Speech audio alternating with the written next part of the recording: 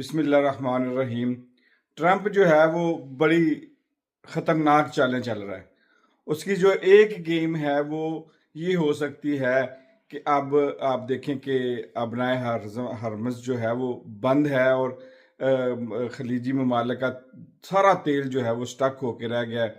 اب وہ کسی ملک کو نہیں پہنچ رہا، اور اس کی اکانومی، سارے ملکوں کی اکانومی جو ہے وہ تباہی کے دہانے پر ہے۔ اور دوسری طرف ٹرمپ جو ہے اس کا وینزویلا پر جو اس نے قبضہ کیا تھا آج سے چند ہفتے پہلے، اور وہ سارا تیل ٹرمپ کے قبضے میں ہے، امریکہ کے قبضے میں ہے۔ اب کیا وہ یہاں کا تیل بند کر کے، اس خطے کا تیل بند کر کے، اس کی سپلائی بند کر کے دوسری طرف کوئی بڑی گیم تو نہیں ڈال رہا؟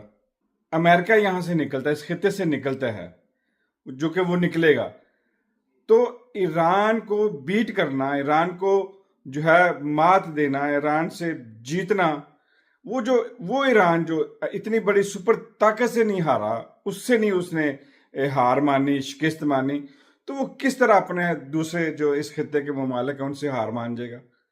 اور ایران کا جو حوصلہ بڑا ہے، اب ٹرمپ تو یہاں سے چلا جائے گا، لیکن جو ٹرمپ اس خطے میں لڑائی چھوڑ کے جائے گا وہ تباہی ہی تباہی کی طرف جائے گی۔